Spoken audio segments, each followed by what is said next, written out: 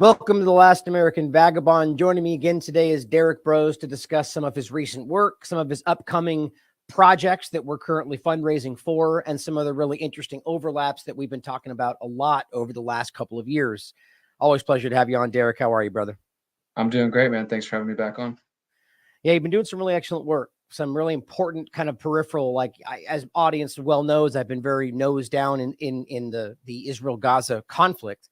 But there's so much else going on. There always really is. And what I keep trying to highlight, I mean, pretty much in every topic I cover, but in particular with this one, is how much these seem to overlap and intertwine, whether it's just simply what that kind of a war situation will do to other circumstances, what happens beneath them, around them that no one's paying attention to, but more so just the connections of these governments and what they've been doing and how interconnected all of this is. So it's just really fascinating.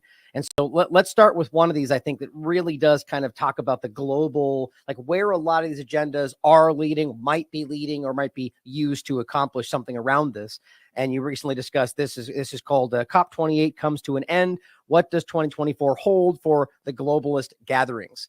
So first of all, just, how are you? What's going on? Start wherever you want. But I think this is such an interesting global conversation. Let me ask you that right out of the gate. Do you think that these conversations, whether it's Gaza or even the smaller things people talk about, the burning of larger food processing plants or Lahaina or East Palestine, do you think these things all interconnect in some way to the larger agenda, the Great Reset, climate change? I do. I mean, I don't currently have the evidence for every one of those different situations you mentioned there. I know that yourself and some others have spent more time on it. Like, for example, the Lahaina thing, I really didn't dive into it. I saw some things on the periphery, and I've been gathering my research on the Israel-Gaza situation. Obviously, you've been doing great work on that every day. I do think, though, it's the way I tend to think about these things is like, for example, when COVID started, when the COVID, announcement of we have this new alleged virus and people are getting locked down and all this stuff, my immediate skeptical mind was just like, okay, this could be a real event. I'm not one of the people that think that everything in the world is staged, everything's a false flag, or everything's crisis actors. I do think those things do happen, but I'm not just somebody that's like immediately fake. I like to sit back and kind of watch. But with COVID, it became more and more apparent that if this was a random event, a natural whatever, just kind of spontaneousness of life happening, then these people, being the predator class, World Economic Forum, UN, etc., just must be the luckiest people in the world, right? Because this random event, allegedly just, they had no planning, forget Event 201, just happened to check off all the boxes for these agendas that they have, like digital IDs, being able to restrict travel, being able to gain more control for governments, all those different things. So I kind of use that as a filter when I'm looking at any situation. I might not have the document that says we're doing this to fulfill our plans for Agenda 2030 or the Great Reset. But when you can look at the way events are unfolding and you can see like, wow, this clearly serves their agendas. Like this clearly is pushing climate change narrative or pushing us further into a digital world or digital identities or internet IDs and whether that's like the cyber attack claims or all this other stuff, like that's kind of the way I look at it. When you see a situation, even if it seems skeptical, you might not have the evidence to say, hey, this is fake, this is engineered, this is a false flag, whatever. But when you can see that whatever incident it is helping progress their agendas, it's at least a reason to remain skeptical. And kind of in the old school 9/11 truth community, people would argue about whether it was MIHOP or LIHOP. MIHOP means made it happen on purpose or let it happen on purpose. And I kind of put a lot of things that we see unfolding, including the Israel situation recently, in one of those categories, right? It's like, they don't have control of everything. There is spontaneity in our world that does exist. There are natural unfolding events. And yet we know with the Israel situation alone, they have one of the biggest apparatus of multiple intelligence networks in the world. And so they definitely have a bit more information than the average person. And if they knew certain things were going to happen and they decided, hey, let's never let a good crisis go to waste, or let's engineer a crisis so it helps us progress our goals, then they're going to take those opportunities. So we don't necessarily need all the hard evidence to be able to know for certain. But yeah, I try to approach it from that viewpoint. Like, is this situation, is this new crisis that they're telling us, is it advancing their agenda? Well, then we should probably be skeptical of it. Right, exactly. But at the same time, not assume because of that it's the opposite, right? Or like, this is the thing that I really keep I'm seeing really pronounced right now, which is whatever your topic you're discussing, it's that kind of like old dynamic that like if the media says it, the opposite's true. And it's like maybe at one point, I mean, and still even today, there's sometimes that lines up, but it's amazing to me that the average person who pushes that can't step back and go like, don't you think they're aware of that dynamic and they can't just play the reverse on I against think us? that's very shallow thinking sometimes. And Yeah. I know we've had this conversation before over the years, but especially in the online internet freedom, truth, whatever you want to say, community, I see that a lot. And I think I kind of place the blame on the shoulders of Donald Trump for that, because, you know, for whatever credit people want to give Trump for quote unquote exposing the corporate media, as if some of us weren't around doing that before. But in reality, when Trump came along and he started attacking the media, which is, I think, ultimately a positive thing, but he did it in a way of like attacking the fake news, attacking the fake news, and really convincing a large portion of the population that anything that comes out of CNN, Fox, MSNBC, et cetera, is absolutely fake, absolutely lies. And that's just not true. I mean, Mm. we can find stories that are on those mainstream corporate websites, and we can verify them in other places. And we can choose whether or not you share a Washington Post link or some other outlet. But absolutely, there is now a portion of the population that assumes everything that comes out of the mainstream must be lies, especially if it is bad about Trump. And Mhm. then the opposite must be true, that everything comes from, you know, QAnon channels or whatever must be fact, right? And neither one of those things are accurate 100% of the time. The mainstream doesn't Mhm. always just outright lie. Sometimes they leave out important details, they obfuscate in very tricky ways. And sometimes the alternative media is just flat out wrong and incorrect, or people making up things. And other times we're ahead of the curve and we are reporting on things before the mainstream even acknowledge them. So it's just, it has to come back to like rooting yourself in a foundation of critical thinking. Right. Well, I think what everything you said there all happens all the time, right? There's almost always somebody in the independent field that's usually that almost always ahead in some way. There's almost always people in that field that are making up things because it worked, you know, whether they believe it or not. It all happens simultaneously. It's so interesting. It's almost like getting ahead of the Twitter files in that regard, where the earliest example was that kind of dynamic where you're supposed to assume based on, these binary dynamics. What I keep seeing happen in this specific discussion around in any of these really, well, I guess specifically from Gaza's perspective, in that conversation, is that we're being led into World War III, which is obviously we definitely should be asking this, and is that but even in that part of it, that could be for other reasons because they're taking advantage, or that might have always been the plan. But even then, that doesn't mean that what's being exposed about Israel right now, which is almost unprecedented in the corporate media, how everyone's going, yeah, I mean, Joe Biden's now saying you're bombing indiscriminately. Like CNN goes in and starts calling out how they're killing children. It's like, yeah, trust me. I'm like, what the hell is happening right now? But it's It is a still, weird thing.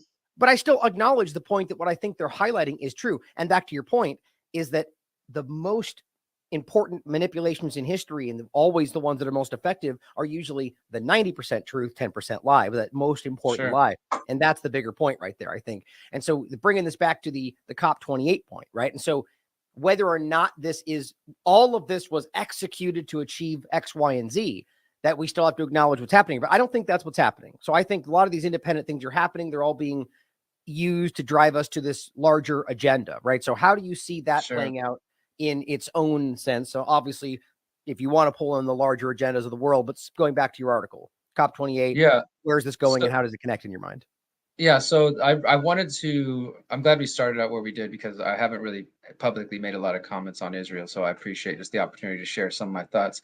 But I wanted to put this article together because for those who don't know, we just wrapped up last week, I think it was last Wednesday, the COP28, which stands for the Conference of the Parties, the 28th meeting. They started this in 1992 when there was the infamous Rio, Brazil meeting, where we really first saw the kind of mainstream public unveiling of the environmental movement and talk of climate change and things like that. So here we are for the 28th meeting. They met for, I think it's a 30-day meeting, at least 2 weeks. No, actually, it was 2 weeks, November 30th to, I think, December 12th or 13th. And so you had almost 200 officials from different nations and different just, well, for one, I want to say this. I didn't even get into this in the article, but James Corbett made this really good point recently in one of his Substacks that, for one, when you understand the language, COP28, Conference of the Parties, right? So they're not saying the Conference of the Nations, the Conference of the Mhm. States. They're kind of using some legalese and word magic here to refer to the nations that are signing on board for these agreements. They are parties, right? So they're not even saying like the United States as a nation has agreed to this. They're just saying, oh, the parties who are party to this agreement, right? Mhm. And there's definitely some kind of legalese happening there, which I think is setting up a bigger picture, which I'll talk about in just a moment. But I just want to make that clear. So when they talk about conference of the parties, they mean the United States, Brazil, India, et cetera, et cetera, et cetera. They're just not saying it in those words. The signatories of the agreements, the parties, the conference of the parties, like this is the way they like to play those kind of word games. Mhm. But nonetheless, they had this big meeting. And the reason this one was particularly important compared to previous years, those who've been following my reporting or our previous interviews, Ryan, remember that back in, I think it was April or May, I wrote an article highlighting the fact that UN Secretary General Antonio Guterres had put out a statement kind of basically complaining, saying we're falling behind on the SDGs. We're only going to achieve Mhm. 12% of them at the rate we're going now. And we need, they called for two things: an SDG stimulus where all the nations need to commit billions of dollars more to achieving the SDG Sustainable Development Goals Agenda 2030. And then he also called for the SDG summit, which took place in New York City this September, so just a couple months ago. They got together, and again, they brought together hundreds of representatives from different nations to recommit and say, like, okay, Mhm. we're at the halfway point now. We launched Agenda 2030 in 2015. Here we are in 2023. We've only got 7 years left. Like, we need the world to recommit. And so they're kind of they're playing up this language. And on one hand, as I write in this article that we're looking at here, you know, there might be some temptation to kind of like celebrate, like, look, the UN's crying because they're falling behind. I actually think this might be some form of this 40 chess that everybody always talks about, where they're kind of publicly lamenting, like, hey, we're falling behind, we're not going to reach our goals. But in fact, that might be just another ploy to get sympathy from the public, you know, to get the Right. public who does believe in the climate change narrative, or let's say the younger generations who feel so strongly about this because they've been told by Greta and others that the world's about to end in the next couple of years, that, oh my God, the United Nations is even complaining, we're not going to achieve the goals, guys, we're falling behind. And then my expectation will be in the coming years, when they want to do more extreme measures and tighter restrictions, well, they're going to have already kind of laid the foundation to get the public to be receptive to this. You know what I mean? Like, if the Mhm. public's Yeah. already believing like we're not going to achieve these goals, well, okay, maybe we shouldn't drive anymore. Maybe I shouldn't eat any more meat. Like, the public will kind of be primed for the more, you know, because we've heard it from officials where they said this net zero green transition is going to be painful, but Right. it's necessary, right? So I think that by kind of building this public narrative of, oh my God, we're falling behind, we need the whole world to recommit. They had the SDG summit in September. Now they've had COP28. And of course, and I said this in another previous article, they hold these events. This one is in Dubai, United Arab Emirates, not necessarily a place known for human rights or Right. for anything like that. But of course, they need the oil producing nations to come on board for whatever they've got planned. And I didn't put this in the article, but it's also interesting that COP28 was held at a place that's called Expo City in Dubai. And Expo City is a 15-minute city. It's slated to be a Wow. 15-minute city that is being built there. So you kind of got that connection in there as well. But overall, this article, I wanted to do a recap of COP28 and then to kind of preview for everybody what's coming in 2024, because I do think 2024 is going to be a really instrumental year. I'll talk more about that in a second. But as far as what they concluded with COP28, you know, they probably wanted it to go even further, but what they got these nearly 200 nations to agree with, and this is the UN's own words, you can find the links I shared in the article. They said, quote, this is the beginning of the end of the fossil fuel era. Like, so they Mhm. got all the nations to agree to like that simple statement. And it's interesting the way that the UN wrote it. I noticed that they didn't just write it like you would write a normal sentence where, you know, the first letter is capitalized and the rest are lowercase. They capitalized beginning and they capitalized end, as if it's Mm. like a specific phrase, like this is the beginning of the end of the fossil fuel era. And that was on the UN's website. So I thought even simple things like that are really telling, because it lets you know that that might be a phrase we start to hear more often: the Yeah. beginning of the end of the fossil fuel, the beginning of the end. Or I wouldn't be surprised if that terminology starts popping up. So they got nearly 200 nations to recommit billions of more dollars to accelerating the net zero, sustainable transition, et cetera. And basically, they just moving the ball forward a little bit. Like, that's all what Mhm. I think we're witnessing and what we have been witnessing for decades now, but especially at this crucial moment, 6 years, we're on the, you know, about to hit 2024, 6 years away from 2030. These people have set 2030 as their goal and in a bigger goal of 2050. But so they're really pumping this up. And COP28 ended with that strong agreement, the end of the fossil fuel era, and now we're looking forward to the World Economic Forum in January. You got the World Bank meeting, I think, in February or March or April. You got the World Health Organization meeting for their pandemic agreement that's supposed to be renewed in May. And then in September of next year, you've got the Summit of the Future, where they're talking about they're going to have all the world leaders sign the Pact of the Future. Like, I don't think these are small agreements that are taking place. I really believe that they are prepping us for plans for what they have, for what they're calling a planetary emergency. And I can talk more about that in a second. I agree. I mean, this is such a concerning. I'm just looking for the World Government Summit kind of just page so people can see that. It's so interesting how. Let me just look up for WEF, how they can have these statements like this. You know, the world, that was, you pointed this out in one of your articles, how the World Economic Forum can, you know, they can have these meetings where it literally says the World Government Summit as the meeting point. And and people dismiss that's even possible or even what they're discussing. You know, one thing I want to include in this is that it's so interesting how the whole point, like the good example is how they'll all fly their jets to these locations and then criticize everybody else for using fossil fuels, is we already have examples. This was on 2020. This was February 2022. And the whole point of this article, you could read it, I've covered in the past, was that they were rationalizing the use of oil, nuclear weapons, and what else was it? Fossil fuels in general. As long as you're using it in the interest of fighting for freedom, then it's ESG compliant. Like that's literally what the article discusses. Well, we have to use oil and weapons because, well, we fight for freedom. And in doing so, we make the world better in that way. So it's like, my God, like it's just such a blatant ploy, you know? And so the bigger point for me, the thought process and all this is I'm of the mind that going back to that article you mentioned, this one here, in regard to them worrying, like saying, okay, we haven't met it. I actually, my gut tells me this is probably more real than it's not, that they were at a point where, I mean, it's obvious you can look at China, for example, or other countries that aren't even remotely going in that direction. And so you could tell that it's going to become, even if everyone they agree with or is in their plan goes along with it, it's still going to end up becoming like this world war scenario where they have to feel, the argument is they have to force China's hand. Otherwise, we're all going to die. Like, you can see where that goes. So my thought is that this is sort of like, we're not doing it. People aren't meeting their obligations, almost like a scare tactic to drive people into doing it. And I really think that it's not ever really about meeting these goals. You know what I mean? Like, I agree. At the top level, I think they know this is not really about saving the planet. And so really it's just about driving action in this sense, you know? And so that brings it back to the whole larger point about the climate change central role in all this, which is an illusion. Like, I don't even know how we're not really engaging with that, honestly. I guess it's just like with the COVID-19 game, where the evidence has been there. It's staggeringly obvious, and we all just kind of argue with these screamers online about it. But the reality of the carbon, I mean, if we're still allowing them to use these things as the largest polluters and we're the ones being carbon taxed to put gas in our car, it's obvious it's not going to make any effect on it, you know?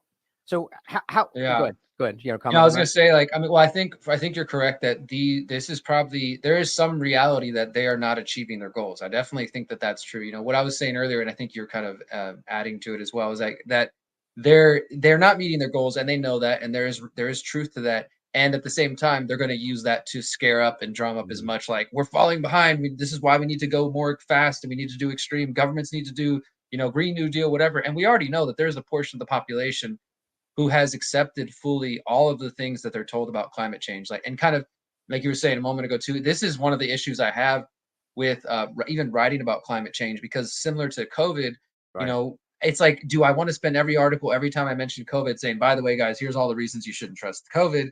You know, it becomes an exercise of its own just to communicate these things and every single means. And obviously our work reaches a lot of people, so that it might find a person who's like fully on board with the climate change narrative. I have a lot of friends who listen to what we're saying and who see the scary parts. They're afraid of the UN now. They're afraid of Agenda 2030, but they also do care about the environment. They also, and so they kind of have like, they're like, I'm not sure what to believe. I see what you guys are saying. I do think this is going bad places, but they also don't want to just throw the baby out with the bathwater and just say, hey, let's just pollute the environment and destroy it. And I don't think that's what any of us are saying. But the problem is, and this is, I touch on some of this towards the end of the article, but this is what's important to understand the roots of the modern environmental movement and the climate change narrative, the World Economic Forum, the United Nations, and their connection to groups like the Bilderberg Group and the Club of Rome, going back to the 50s, the 60s, and even earlier. Klaus Schwab and his connection to Henry Kissinger and his connection to the Bilderberg Group and to all these folks.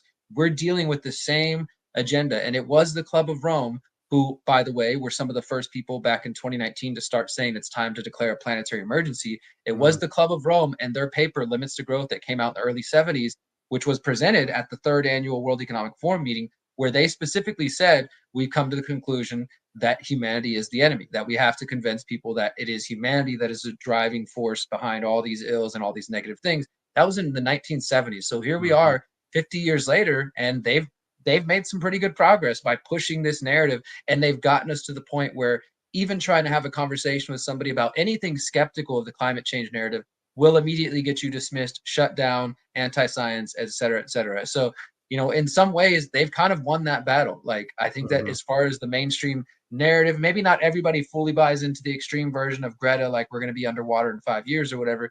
But generally speaking, if we were to go around and, you know, kind of do a public poll and ask people, do you believe in climate change? I would think most people unquestionably would say yes, even if they don't really know what that quite means. And they've never looked at the science and this and that, you know, how it is with a lot of things. So in some ways, the World Economic Forum, the Club of Rome, this whole cabal of people have been very successful in advancing their narrative. Well, let me ask you this. Is interesting is what I keep seeing is you know, in any agenda we're discussing where these entities, these elitists will use the idea. It's sort of like the point they make all the time where they're not just murderers, they're murderers who act like they're saving the lives of the people that they're killing, right? It's like this almost like second, Exactly. I don't even know how you describe that. And so in this case, it's like, I think what is happening is almost what their actions are in fact literally creating the environmental damage that they point at to justify the actions they're taking, which in fact don't solve the problem. So it's like this, you know, and so it ends up being this, it's not as if we're not hurting the planet. Like, so their agenda is achieving two different things. In one sense, it's creating a mindset of people that think they have to within 30 seconds, save the planet or we're all going to die. But then the actions they're convincing them to take are in fact making it worse. You see what I'm saying? And so people then ignore this as if, well, we don't like, how do I describe this the best? It's that we're like, okay, climate change is like, to your point, climate changes. So it's the illusion of what they claim that means in regard to carbon and how we have to remove the carbon, but we are destroying the planet as a human species. But their solution is not the solution. Their solution is adding to the problem. But what it effectively creates is a world where people, like in the right wing of the conversation, I would argue, address this as if there is nothing to be solved. You see what I'm going with this? I mean, what are your thoughts on it? How in the hell do you get past that? That's the two-party illusion right there. We are in a weird feedback loop, and this is really some brilliance. And the way you mentioned there too, it's like not only are these people, you know, pretending to save the world, but they're actually people who are screwing up the world. It's some real psychopathy, you know. It's like some real narcissistic thinking of not only like promoting themselves as the heroes, kind of give us all this praise, look at us like we're the important people, and meanwhile they're supporting narratives and actions that are destructive to the environment, to, you know, speak of war and to speak of other real actual environmental degradation. I mean, that's kind of the thing too. We might get into this in this show, but one of the articles I wrote previously was about pesticides, just as an example. Well, guess what? The Biden administration expanded the rules, which are allowing more pesticides into the food supply and affecting male sperm count, but also the Trump administration did it, right? So that's an example of a real environmental problem that, hey, there's poison in the environment and it's causing men to have lower sperm count.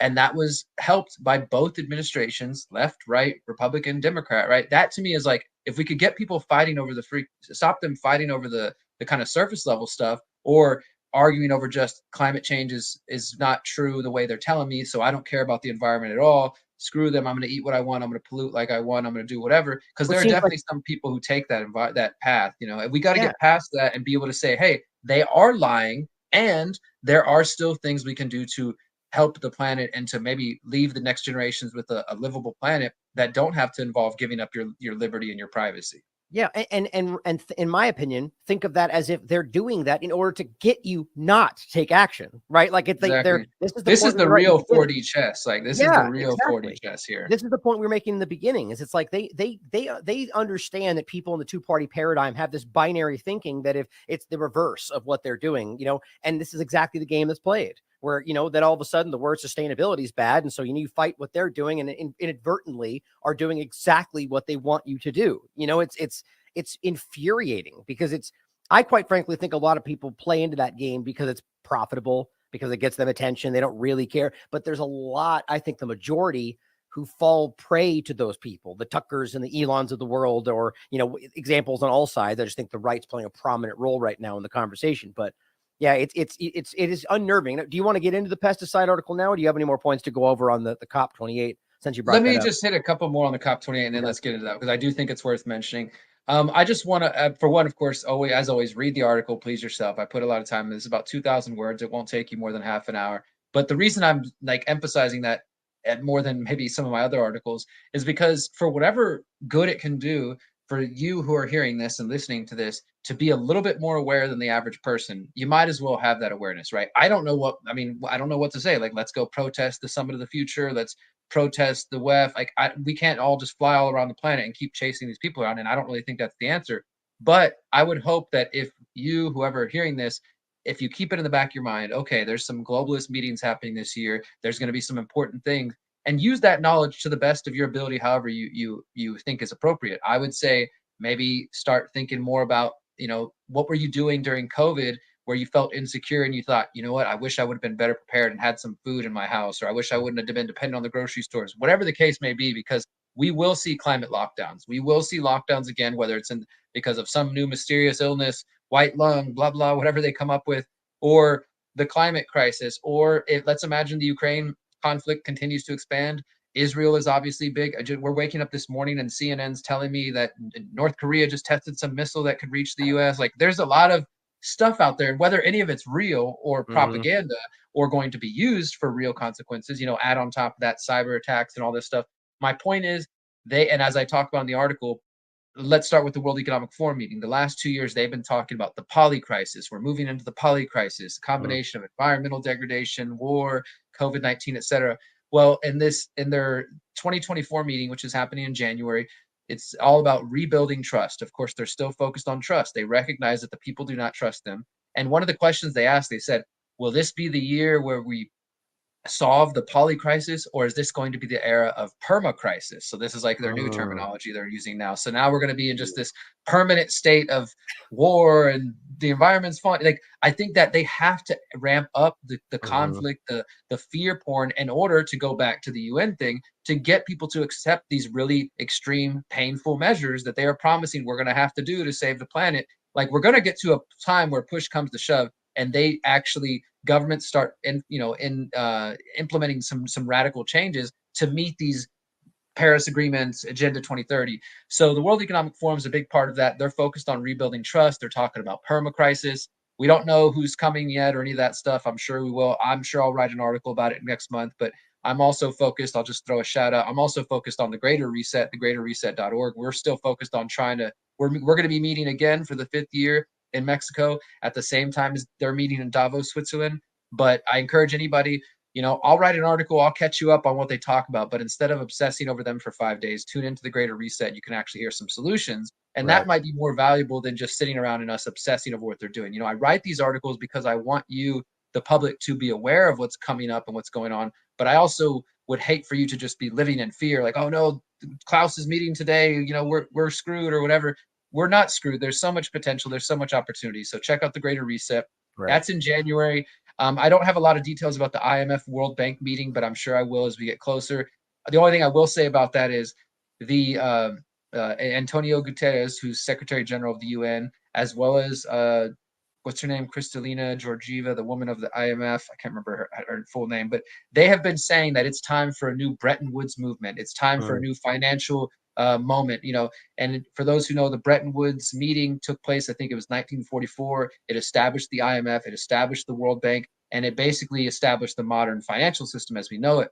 Well, I also reported last year that in France, none of the American media reported on this, but Macron gathered 50 different heads of state for what they called the Summit for the Financing Pact of the Future. Again, they're putting all the pieces in place to establish a new financial system, which will be a quote unquote nature-based economy, which is basically just going to be them monetizing and further raping natural resources, as far as I'm concerned.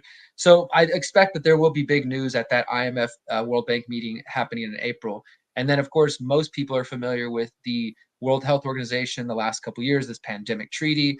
And as Corbett reported recently, it's now been officially renamed the Pandemic Agreement for whatever that matters. But so the Pandemic Agreement, they will be meeting in May, and this is going to be when they actually approve it. All the meetings that you've been hearing about in the last year have just been kind of procedural meetings, draft agreements, etc. But May 2024 is when they are set to either block it or to actually approve it and make whatever changes.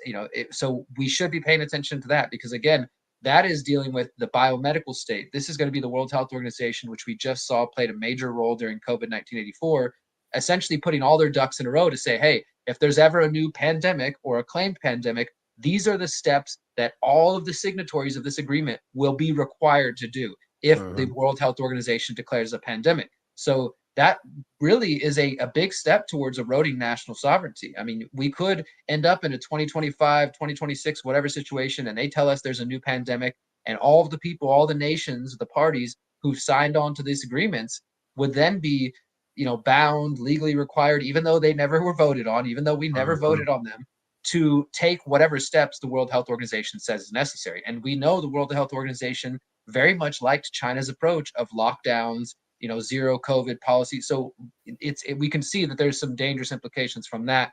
And then after the summer, in September of 2024, that is when I believe it's taking place in New York. They're going to have this Summit for the Future. And again, the Summit of the Future is building on the SDG Summit this year. It's building on COP28.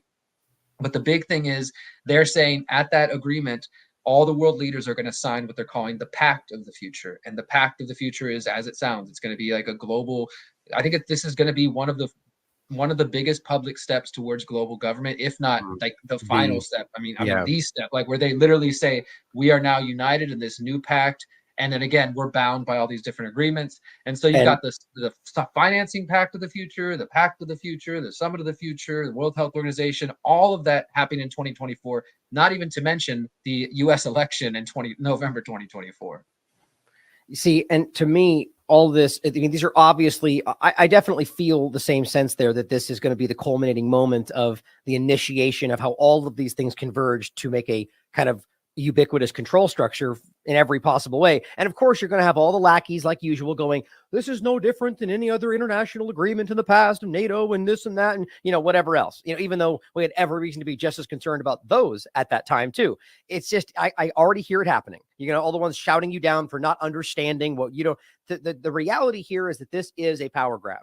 Even if you think this is in the best interest of society or humanity, it's still a centralization of control to a degree we've never seen in human history. That's what this is. And that's terrifying to me. And I think that the like you're describing, the financial egg, you've got the health side of it. You've got all these different angles that once they converge how do you come back from that? Like take a second if you're listening to this and think about that. Let's just say you agree with that. Let's say you take all these steps, you sign this over, whether it's a health thing only or an all-encompassing sovereignty kind of, circumventing sovereignty concept. How do you then, let's say you wake up a year from now and go, never mind, I think this is wrong. What do? Who do you call on? Who do you vote with? Like, do you really believe they're just going to, some world centralized power is going to be like, oh, you voted your way out of it again? That doesn't happen. Maybe in the past of like the time Matt Ehret writes about where people what the point of it, there was a time when we were living under such kinds of control, but it wasn't worldwide control, but they were kings, things like that. The point was there was a reason for whatever that I think we were allowed to think that we were in a different control structure. We've always been in the same thing, I think. This is the time when they're going to seize that control again, as Matt kind of writes. But yeah, that's a terrifying thing to me. I'd like to ask you a question really quickly on your thoughts around the permacrisis, polycrisis. I mean, just the idea that you're even floating something of a permanent crisis, like it just, what an interesting, like they really are planting the idea very clumsily, I would argue, that this is just the forever crisis. So we're always at crisis, for we always need emergency. That's exactly what's already happening. So what do you think about that? Or explain for me, the polycrisis would mean what, like multiple crises at the same time? Is that what that ultimately means? Yeah, so when they started floating this idea of the polycrisis, I think it was during the middle of COVID. It was probably after the first year, after they announced the Great Reset. And that's when I started to see articles and Klaus Schwab mentioning it. And I think it was even the theme for one of their years. And that was just, as I mentioned earlier, like we're facing climate crisis, we're facing wars, because they were talking about Ukraine, and then economic downturns, and then, new pandemics. And obviously we know each of those different situations, we're not being given the full truth, right? But if you're just some, NPC, normie, Joe, whatever, normal person out there, all you're hearing on the media is, oh my God, Ukraine conflict and a new COVID variant and the the forest is on fire and Hawaii's burning, all these things. It's definitely going to create that illusion, or at least that perception in your mind of like, oh my God, we really are in a state of multiple crises going on.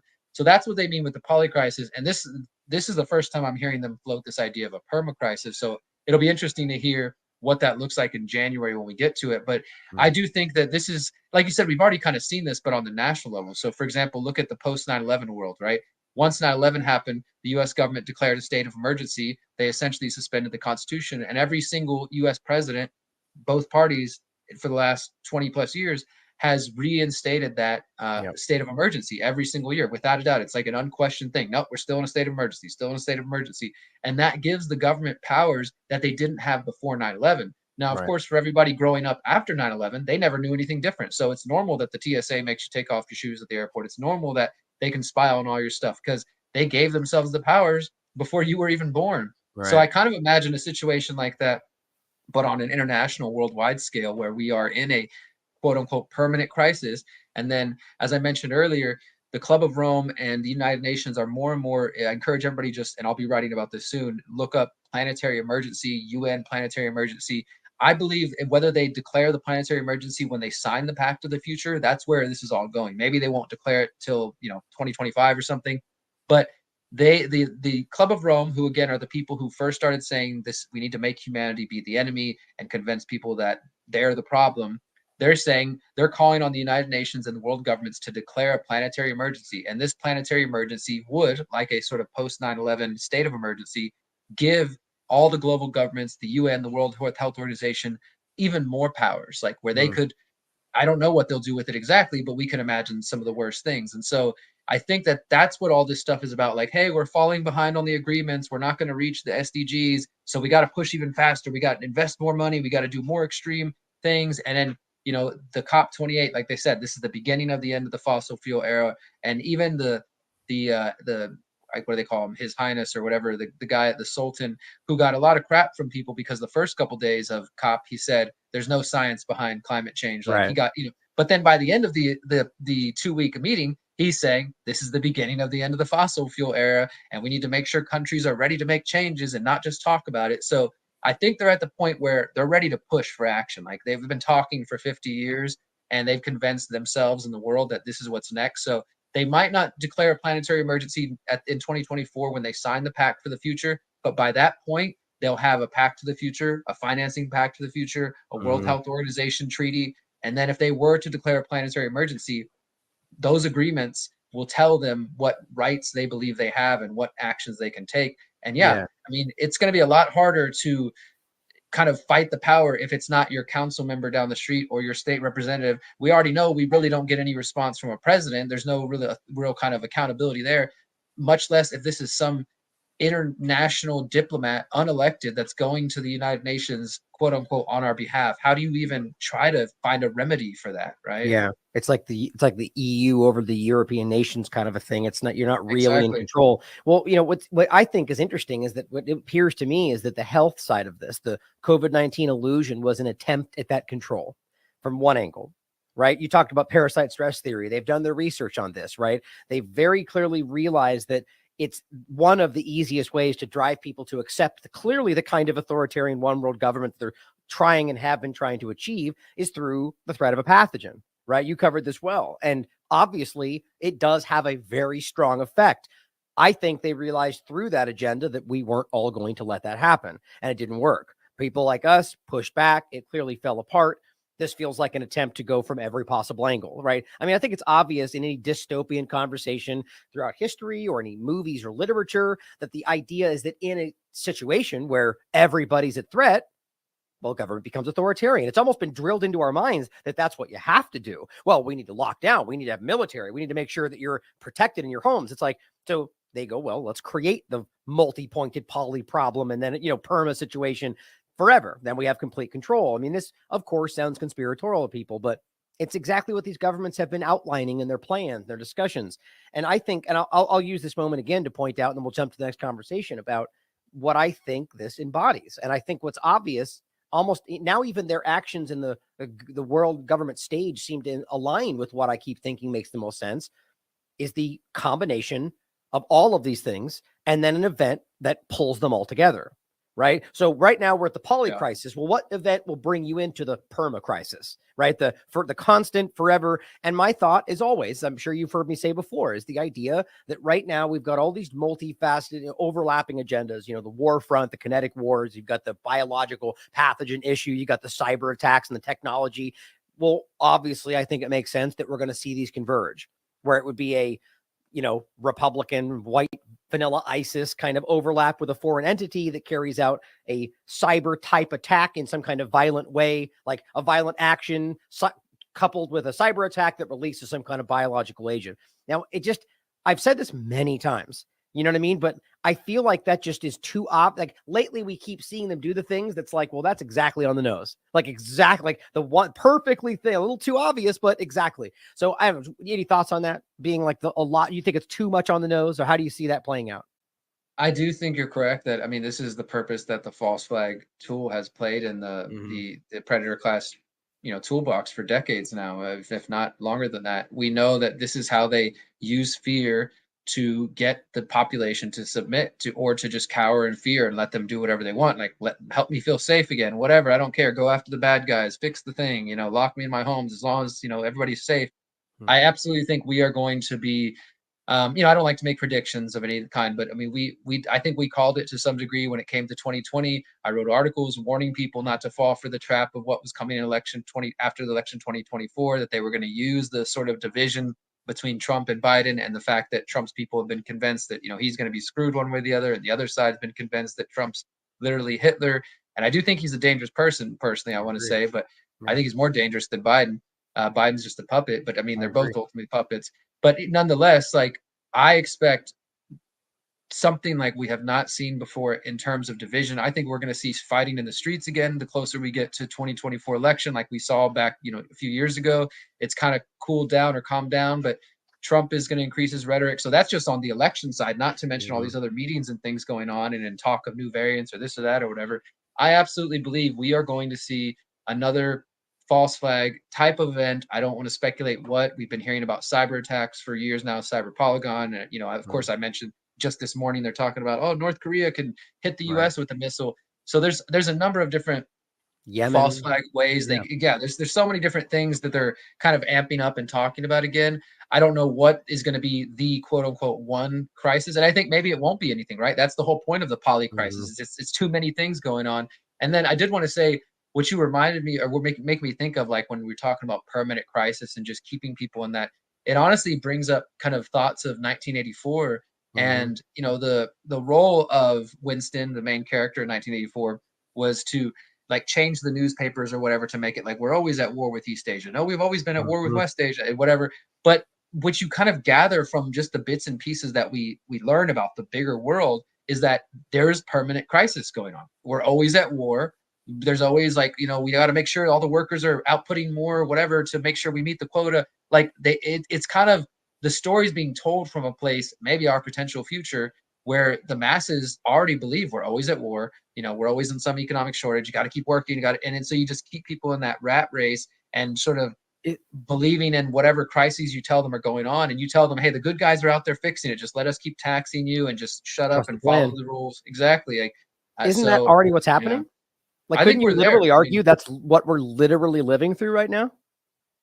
I think so. I think we're definitely, and all of this stuff that we're describing here with what's coming in 2024, I think will just further solidify that. And in some ways, it'll probably be good because those of us who can see through it, hopefully it'll be even more obvious. But those who are indoctrinated, I think, are going to be even further pulled in, or those who are just living in the fear mindset, like we saw with COVID. There was some people that no matter what you said to them, no matter how much documentation, science, etc., like they had already been traumatized at the point where they couldn't even hear you. And what happens if you traumatize the heck out of people about war, about the climate, the planet's about to end, and the money is running out, and of course, when people really feel that, they can ignore like, oh, whatever, climate change, war in Israel, it doesn't affect me. But when it's their dollars and their money in their pocket, that's when things really get spicy, because people feel that more than anything. Yeah, yeah. And I mean, I think that's literally happening right now in every possible angle. You know, they're desensitizing, dehumanizing in a very disjointed, jarring, shuffled way where it shifts this one, then that one, and Russia, then and it's happening in an expedited fashion. You know, as much as it's not day to day, it never used to be like this month here, that month there. Like it's really even the COVID-19 conversation. It's just really aggressive and rapid. You know, and to be clear, and as you made clear in your follow-up statements, what I was saying was not that there would be a right-wing person that would care. It would be a false flag. I thought that was just to make clear. I didn't think I said that. And that would be my opinion, is how that obvious thing plays out. But who knows? Multiple agendas. And again, I don't want it to seem like I'm predicting that as much as that's essentially what it is. It's just a hypothesis. And I could give you 14 different hypotheses that would line up in the same way. That's just the one that seems to make the easiest execution to kind of achieve all these different ends. I certainly hope it doesn't happen, but we could go into so many different angles on this. I think I'm going to look more into that general overlap discussion, but one of the angles that I think is very obvious that very clearly drives us in this direction, since you mentioned it, we can finish with the fluoride point, is this conversation about the pesticides and the different ways that our health is, I mean, I don't even know if there's bombarded is not good enough. You know what I mean? Like it's like, I think the term you used before is that we're drenched, right? That we have just been dipped in some like chemical bath that is just never, it's just amazing to me how many provable ways you can show that what they're using is not just dangerous, but that they know it's dangerous and that they've known it's dangerous for a long time. And you'll find it in your children's fucking toys right now, like it's just crazy to me. So how do you see the pesticide part of this playing in larger than just, the fact that it's dangerous for you? So, I mean, I do think that just we're talking polycrisis, right? We don't even have to talk as big as war and the climate crisis and all that. But we were saying this before we started recording, Ryan, that I've just been really reflecting on how, like, as any of the parents out there, anybody who's got young kids, like, you're bringing the children into a world where there is probably no way to 100% guarantee they won't be exposed to toxic chemicals. Like, just Right. because of the state of the world, literally, when you bring a child, or just as a human being, when you walk outside, there is no way to guarantee you won't be exposed to carcinogenic pesticides of a variety of kinds. It's not just one single pesticide. It's like Monsanto, Roundup. It's the organophosphates. It's the nicotine based ones. There's so many out there that you're being exposed to, and that's just things that people are spraying allegedly to help help their grass out or whatever. That's not mentioning if you live near a chemical plant or a concrete plant, the additional toxins and things that might be in the air you breathe and stuff like that, especially for people in industrial areas. And then on top of that, whatever the heck they're spraying above in the skies, like, we should have mentioned that earlier. Like, any conversation about climate change that doesn't mention geoengineering is completely insufficient or irrelevant. Like, if you don't bring that into the conversation. And then, of course, we're going to end with fluoride. So just if we focused on just those four things, the spraying in the sky, the pesticides, sort of pollution, broader toxins in the air, and fluoride in the water, which obviously not everybody in the world is exposed to fluoride in the water, but the US, Western world definitely is. Just those things alone, not adding, even your diet to the equation and what you might be consuming there, that alone is causing everything from hyperthyroidism to hypothyroidism to knee problems, kidney, liver issues, IQ problems. I mean, it's just such a mountain of things. And this article is just focused on how we now have more evidence. And of course, I've written quite a few articles over the years. So this is that's why I titled it Yet Another Study, because it's like, hey, we got mountains of evidence. What is it going to take for somebody to do something about this? You would assume something would be done. But just more evidence that pesticides that are widely used, and in this case, they're organophosphates, the ones we're focused on here, and also known as NMC insecticides, that these are widely used, and they're showing adult populations, male populations, have lower sperm concentrations. And not only just kind of like, hey, there's a lower sperm concentration, but the researchers themselves were kind of almost unusually like pointed in their warnings, because sometimes scientists tend to be more conservative. They don't want to come out and like make a big broad statement. These scientists were very clear, like, hey, we have overwhelming evidence. There's clear, like they said, reproductive toxicants in the environment. They also mention endocrine disrupting chemicals, and this can, as I mentioned, it can affect your age, your nutrition, your lifestyle. There's so many different things here.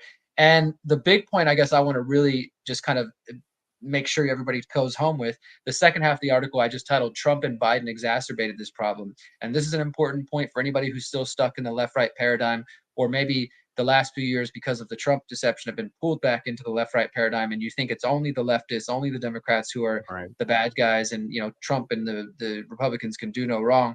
But in fact, guys, when you look at this, back in during Trump's administration, during the 2017s, you had the EPA talking about these same pesticides, particularly one known as malathion. And malathion has basically harmed over 1,800 animals and plants, which are supposed to be protected by the Endangered Species Act. And this was in part done through the Trump administration. When Trump was president, he was getting sued for this, for changing the rules, allowing the EPA to increase the amount of this particular pesticide that was being used. He's still being, the U.S. government's now being sued. Obviously, Trump's gone now.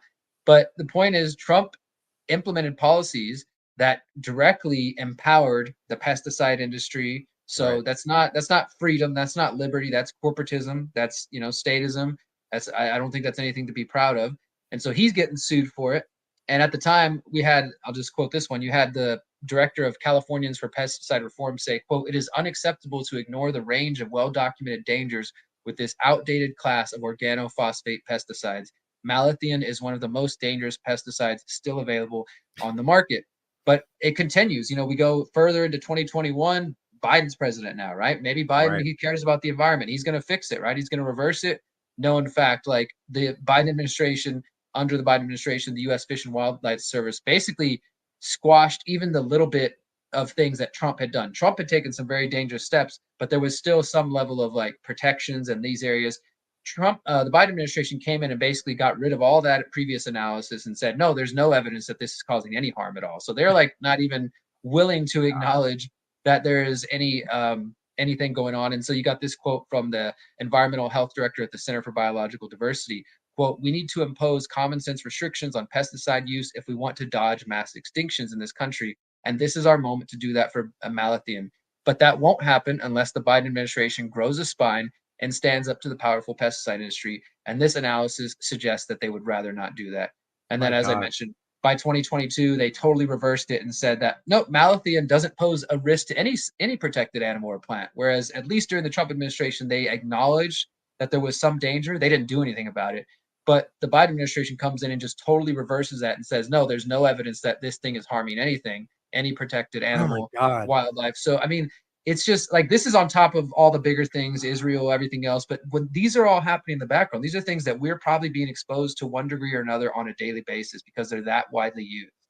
Well, this is what, I mean, God, it just, this topic for me really brings out the most egregiously obvious example that they don't, not that they don't care about you, almost to the sense where these are the conversations that start making me genuinely go, okay, are they really just trying to kill everybody? Like, at that point, at the very least, malfeasance. Like, just for those that are watching, I mean, I just pulled up the quick MSDS sheet, right? Material safety data sheet. May cause cancer, very toxic to aquatic life, very toxic to aquatic life with long-lasting effects. They're spraying this in the environment. Like, I just think it's mind-blowing. That's just the first couple of examples. I'm sure we can go through this in depth and find all sorts of allergic reactions, may cause cancer, like just horrifying things. It's crazy. I could take more time on it. But my point is that, this is one example, and it's not only, and they know, so what we were going to discuss as well is, we've talked about, this was one I covered, where they were spraying the New York pesticides down the streets. Remember that recently happened? It's a common thing, but then I go in to find out the ones they're spraying are provably dangerous to children, to animals, to all sorts of stuff. Or just the general discussion of endocrine disrupting chemicals.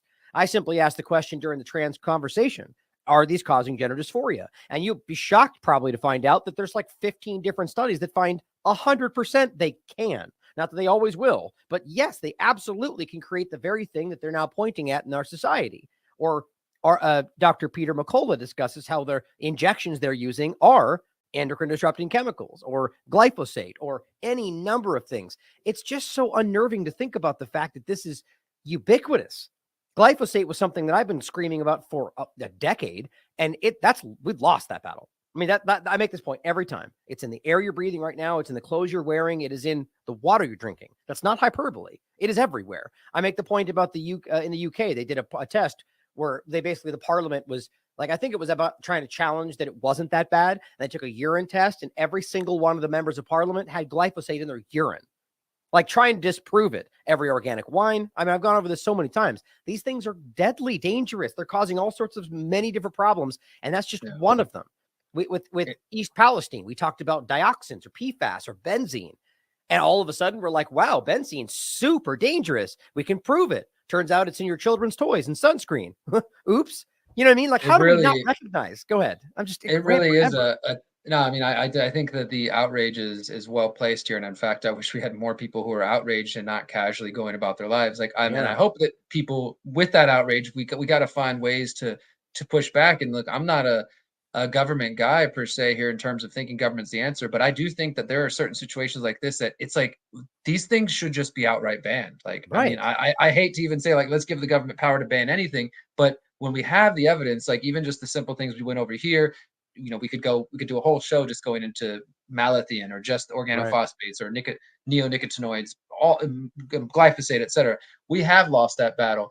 I mean, when you recognize how pervasive these various chemicals are, we're just talking about pesticides right now. We're not even getting any other classes of chemicals. And all, you know, it really is, it makes me sad. It blows my mind that, you know, you mentioned the forever chemicals. Another thing I've been getting into recently, it's trying to understand, is like the lead in the water, realizing that most major cities in the US still have lead pipes that are hundreds of years old that are actively leaching lead into the water. And that's something that in the mainstream, they'll admit lead lowers your IQ. So let's say you got lead pipes bringing your water to your house that you're showering with, you're cleaning, you're eating with, and you got fluoride in the water, and you got pesticides being sprayed around. The kids are going to school. You know, the guy who won the $1 billion lawsuit against Monsanto was a school groundskeeper who'd been spraying glyphosate his whole life, and he got cancer. But I'm sure those kids got exposed to that same glyphosate as well. So it really is just, I don't know. It's an overwhelming topic that's why I wrote about it, because when I see those things, I'm just like, why is this not front page? Why are we not like, why is there not just like an alert goes out to all the schools? Hey, parents, new study comes out. We want to do everything we can to make sure your kids are not being exposed to this, because we've got hard evidence showing that it's going to lower your children's sperm count or lower, you know, IQ or whatever the case. Like, if people care so much about the kids as they like to claim, why is there not more effort to protect them and just everybody, but especially the kids, because we know that they're growing up being exposed to this toxic soup. It's really, it is mind-boggling. It's frustrating, and I hope people will at least share the information out so that more people can try to be adequately prepared however they can.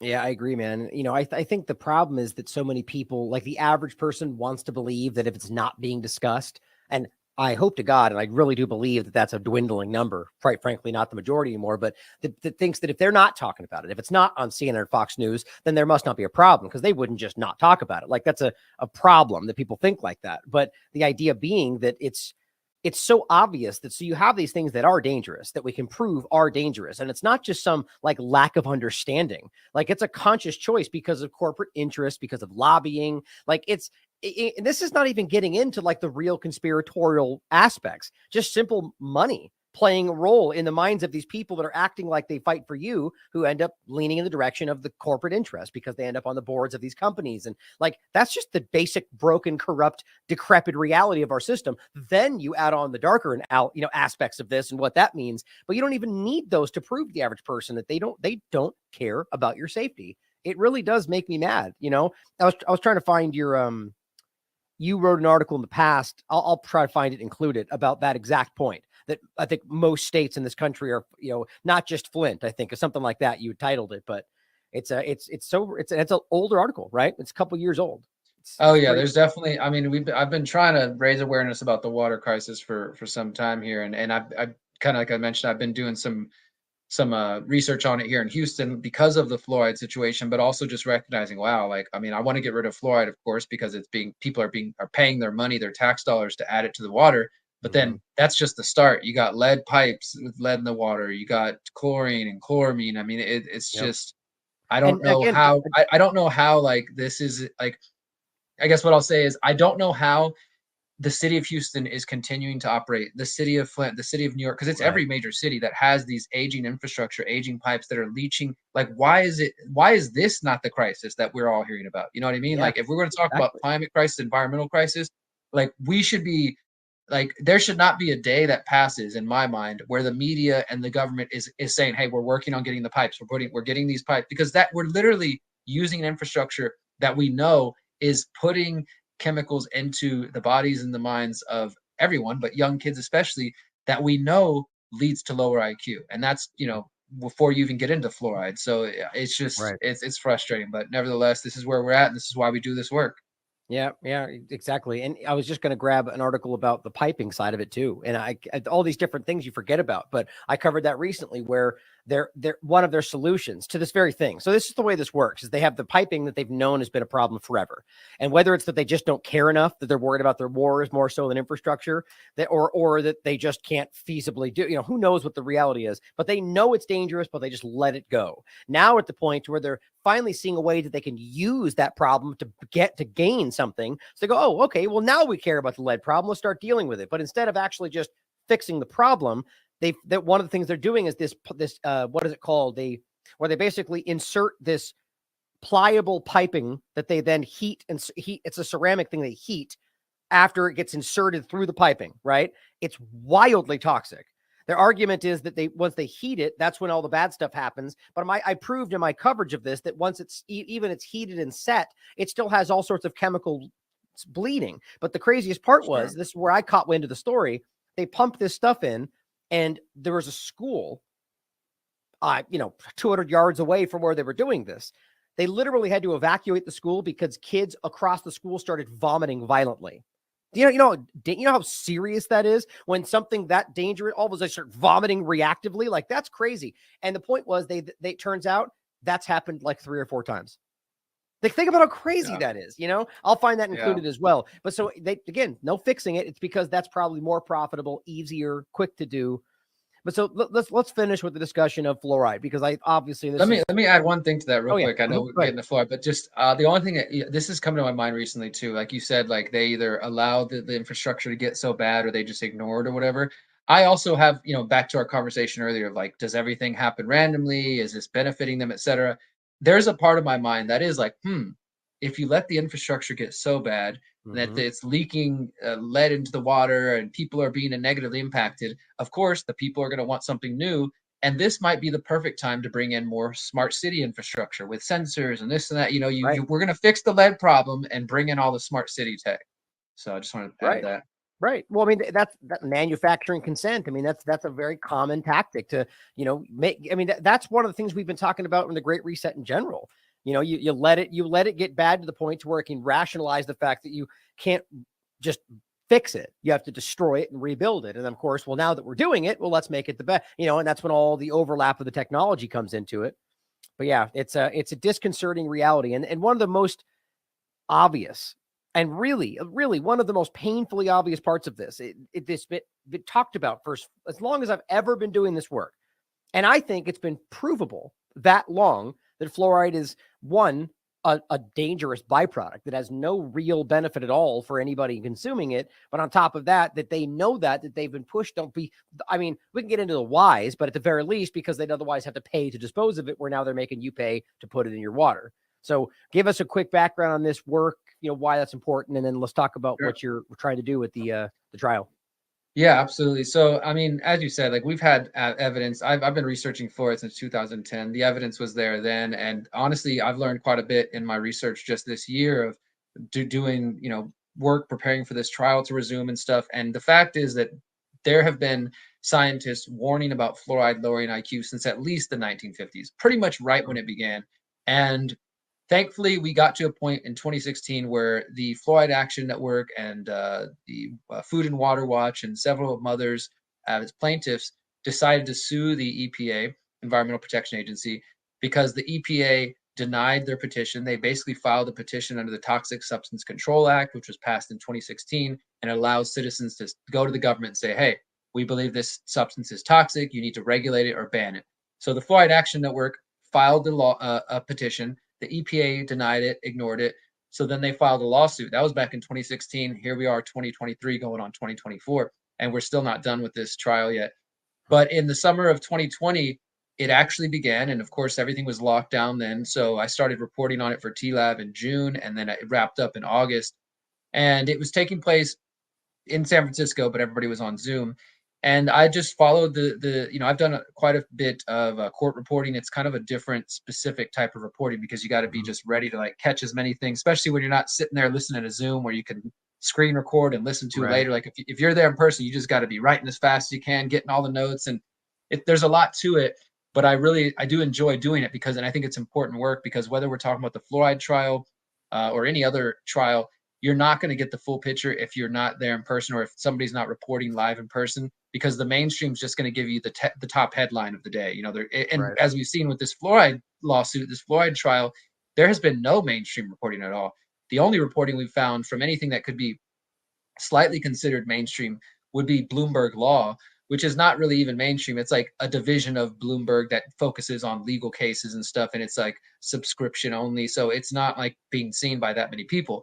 There has been no major reporting by any of the corporate media outlets acknowledging like, hey, the fact, which is like, you don't have to necessarily say fluoride is going to kill people, even though we have the evidence for the IQ harm and all that, but at least to acknowledge this is a historic trial.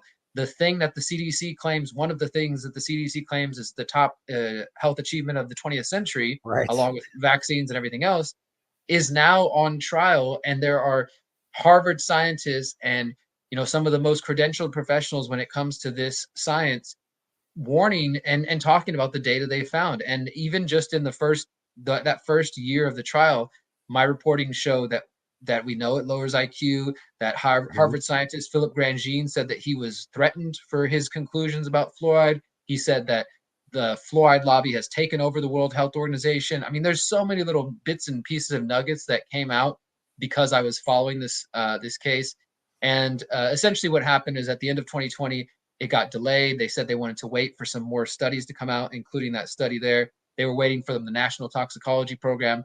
But as we've learned since then, the National Toxicology Program, they still have not publicly officially released their report on fluoride, but we have two draft versions of it from May 2022 and September 2022, where these scientists at the National Toxicology Program, in their own words, say that the study was done, it was ready for public release, and their conclusions were that fluoride does cause lower IQ in children, in addition to many other problems. So that we have that information, the government's just refusing to make it official by releasing it. And then we also have, through emails that were released through the trial, we saw that the head of the Health and Human Services, Rachel Levine, was involved, as well as some other officials, was involved with blocking the release of this data and this information. So, I mean, we have clear examples here that this chemical is a toxin, as we've known before, but now it's in court records. Now it's in federal courts. We've got federal government scientists fighting to get their science to the people.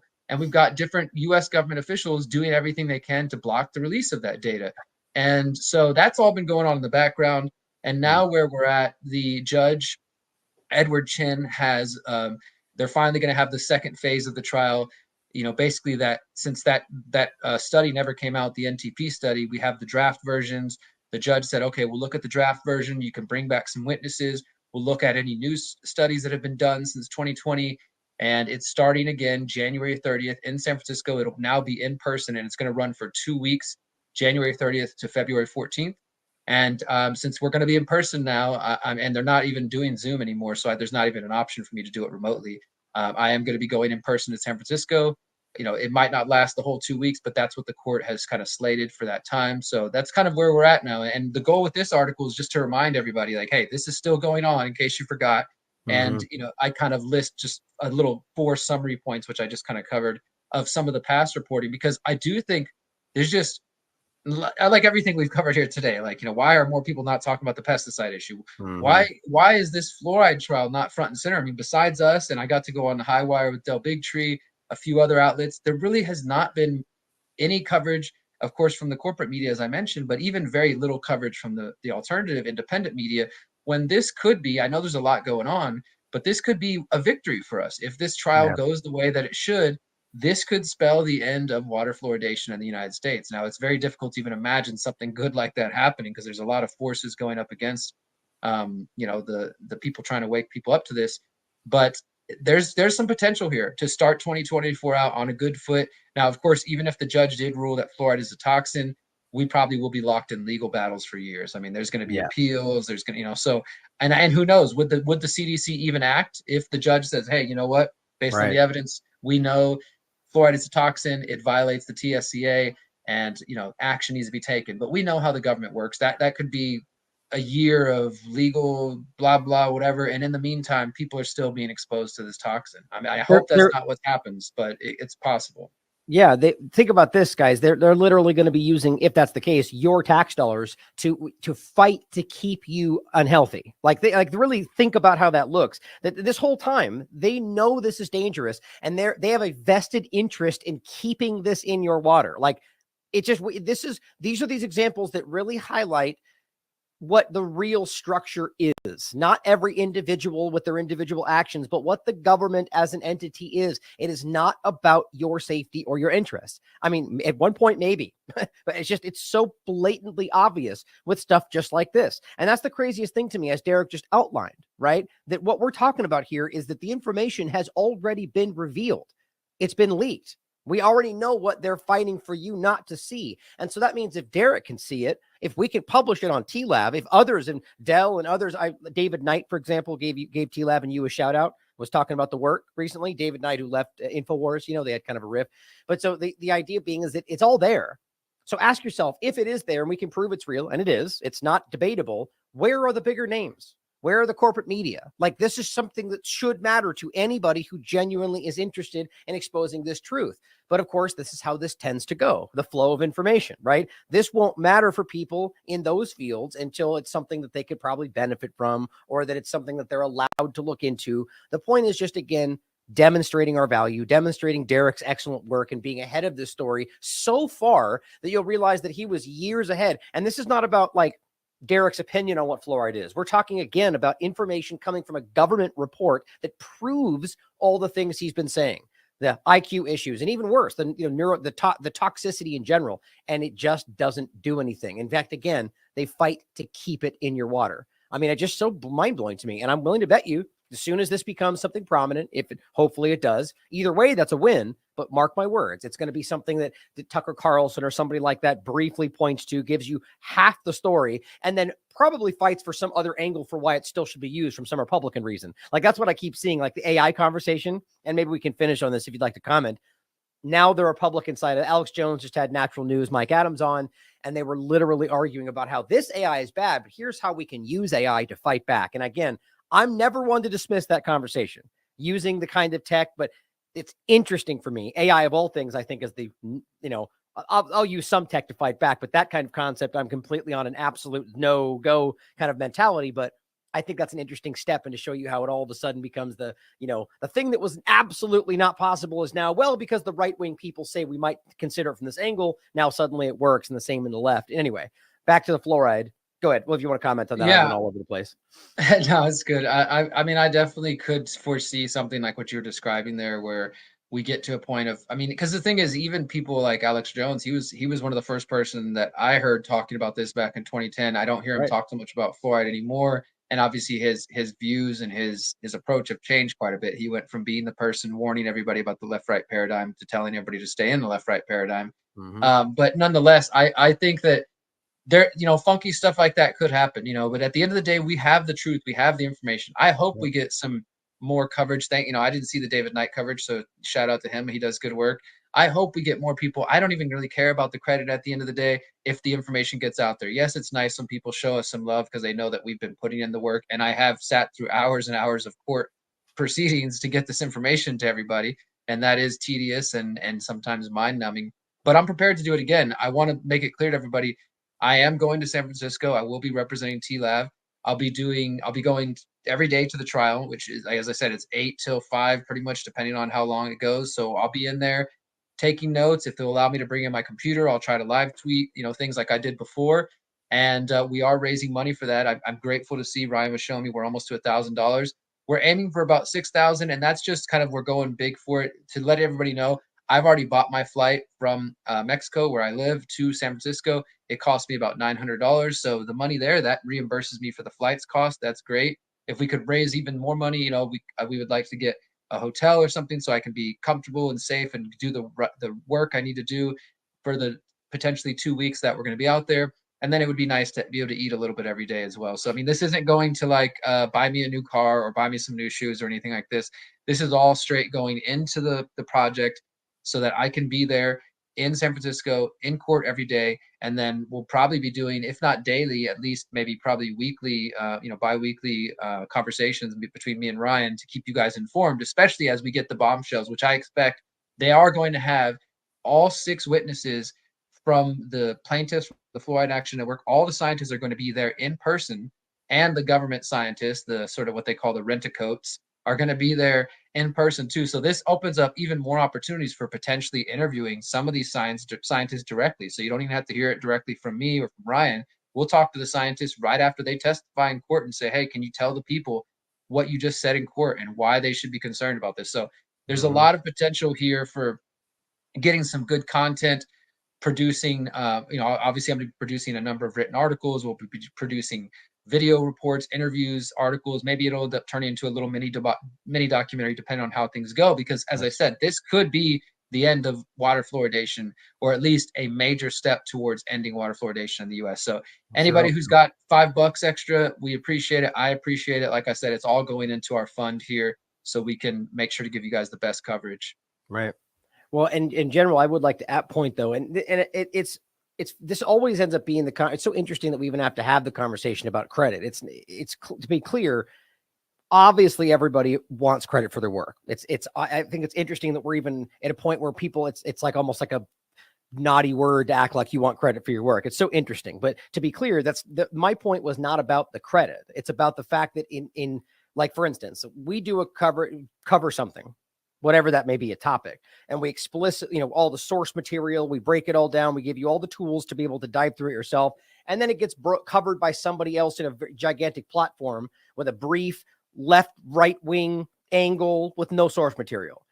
To me, it's predominantly important that we have the tools to be able to understand these things for yourself. My point being is that with the work you've been doing and the information that you've compiled, like going back to just this in general, about this, the overarching, all the amount of work you've done on this thread, like all these different things, all have source material, all have things you can prove for yourself, as opposed to one stop kind of like, here's the story of fluoride and how it worked from a larger platform. Like, that's my concern.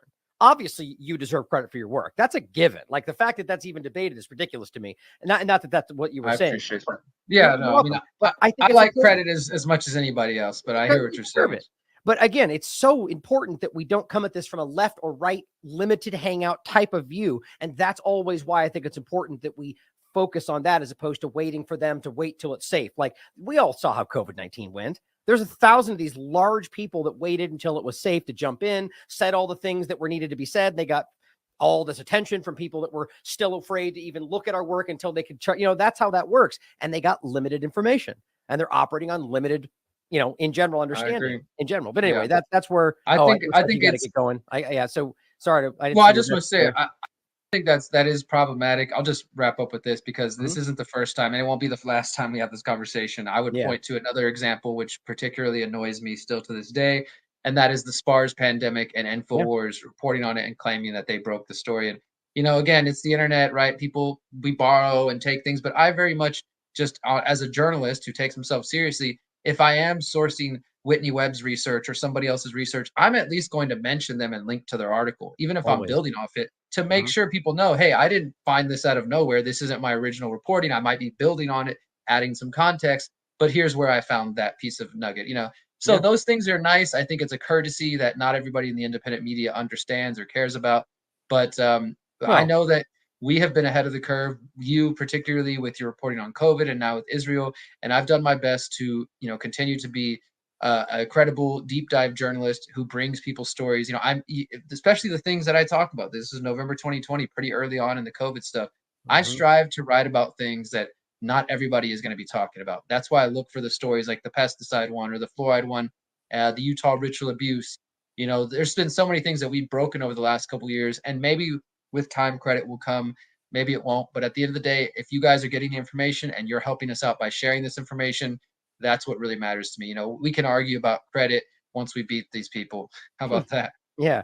Well, again, and I would say that's not even the argument for me. It's all this, all the source material, all the links, all the data that you don't get on a video conversation alluding to things and still and yelling you right-wing talking points. It's not the same thing as being able to understand and research and, quite frankly, even go, oh, okay, I actually disagree with Derrick here and here and here, right? As opposed to just going, tell me what I'm supposed to hear about this story. Like that's I mean, our audience knows. I do agree. That's the biggest thing too, is like you said, you're going to get a sort of 5-minute watered down version of the story, not even what you would be getting from somebody like us, where you're going to get all those links and all those references. And so anyways, those people are just borrowing from our work, and anyways, whether they realize it or not. So I am grateful though for everybody who shares all my articles.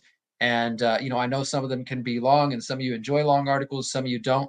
But to every one of you who takes the time to read my words and to share it, I just want you to know that I do greatly appreciate that. And we see the number of views, we see the number of shares, and every single one of them is appreciated. Oh yeah, man. Exactly. A good note to end on. I mean, we are reaching people, and again, like honestly, the last thing I truly care about is I don't think I would do very well with fame, quite frankly. I think I would probably be very unhappy. So I'm happy to be the person that's doing the work that is important and the peripheral, to be quite frank. Like I don't think I would do too well with overwhelming attention. I think it's not in me, but I think this is important because it's honest, and the work behind it comes from a place of integrity. And I'm speaking about you in particular, Derrick. And I think what you do, it is an obvious shining through reality that you care about what you're doing. And so I hope to see more coming in that regard. And I'm looking forward to the fluoride trial itself. I'm actually really excited to see what comes out of that in the real time information. And hopefully we see a win here, man. I mean, genuinely see some kind of positive step to make sure people realize that there are good people fighting for good things. And you're one of them, brother. So thank you for your work. Thank you so much. Appreciate you, brother. Yeah. And as always, everybody out there, question everything. Come to your own conclusions. Stay vigilant.